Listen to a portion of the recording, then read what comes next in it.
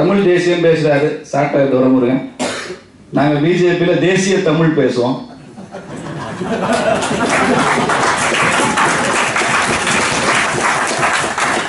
நான் பல கூட்டங்கள்ல சொல்லுவேன், சீமான் சொல்றது தப்புடா, தமிழ் தேசியம் இல்ல, இது தேசிய தமிழ் அப்படின்னு சொல்லுவேன்.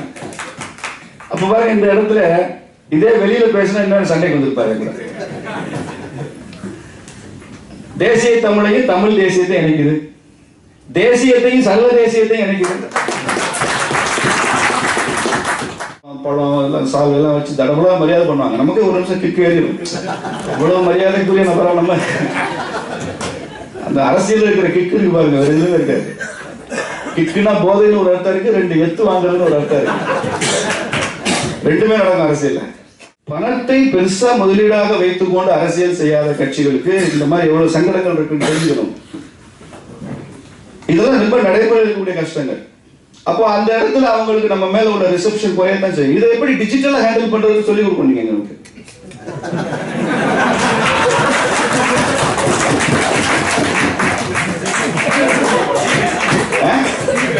ஜிபேல போட்டுருன்னு சொன்னாங்க. ஆனா தமிழ்நாடு பாலிடிக்ஸ் எப்படி இருக்குன்னா, with alliance you will tie. ஒரு கட்சி வளராது, செத்து போகும். Without alliance you will not survive.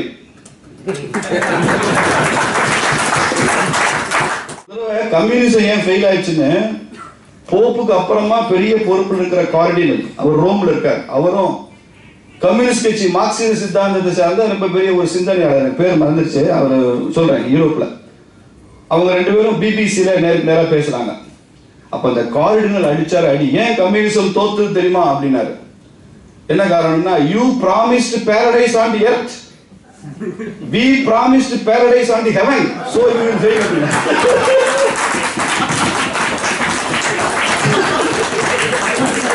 இந்த கம்யூனிஸ்ட் நீ ஒரு சொர்க்கத்தை இந்த பூமியில கொண்டு வரேன்னு சொன்ன, நீ பண்ணல, மக்கள் கோச்சிட்டாங்க மேல.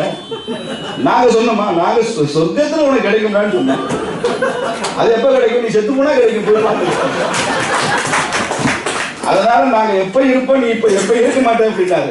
நான் ரொம்ப ரசிச்ச ஒரு உரையாடல். 15 வருஷத்துக்கு மேல அந்த கோர்பச்சேவ் பீரியட்ல பிபிசில வந்து மக்கள் எதை விரும்புறான்றே தெரியல. இதுதான் ஒரு வாக்குச்சீட்டுன்னு வச்சுக்கோ. அதாவது ஒரு இவிஎம் மிஷின் இருக்கு, என்கிட்ட ஒரு விரல் இருக்கு. நான் போய் எலெக்ஷன் அன்னைக்கு ஓட்டு, ஒரு காமன் ஓட்டரா சொல்றேன், நான் போய் அவள் ஒரு காமிக்கிட்டு வந்துடுறேன். அவன் என்ன நினைச்சிட்டு ஒரு சின்னத்துக்கு ஓட்டு போறான்னு இது வரைக்கும் தெரியல. ரொம்ப இந்த சக்சஸ்ஃபுல் சினிமா டைரக்டர்லாம் சொல்லுவாங்க, ஒரு படம் எப்படி வெற்றி படமாகுதுன்னு எங்களுக்கே தெரியாதுமா. ஏன்னா ரஜினிகாந்தே பெரிய பெரிய படம்லாம் எடுத்து டென்ஷனாக தான் படம் பார்த்துட்டே இருப்பான் 2 நாளைக்கு.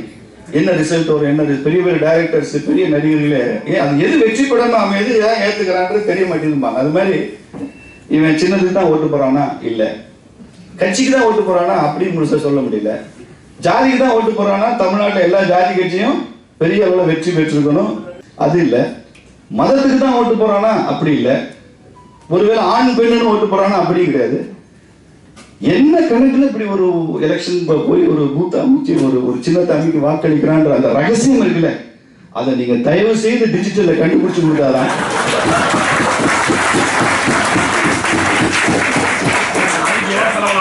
நாங்க கவடியாக என்னென்ன பண்ண முடியுமோ, இந்த ஸ்ரீதேவி பழைய நினைவுக்கு கொண்டு வரதுக்கு 3ஆம் முறை படத்துல கமலஹாசன் என்னென்னமோ குரங்கு வித்தையெல்லாம் பண்ணுவார்ல, அப்படி குரங்கு அதுவார் அதாவது நாங்களும் எல்லா கட்சி என்னென்னமோ பண்ணி பாக்குறோங்க.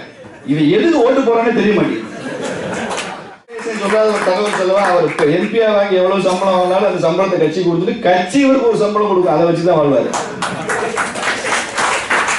இவர் தான் தொழிலாளருக்கு டிஏ கொடு, போனஸ் கொடு அப்படின்னு வெளியில போய் கூச்சல் போட இருந்தாரு. இவர் கட்சி இவருக்கு எதுவும் கொடுக்காது, இவர் கூச்சலும் போட முடியாது.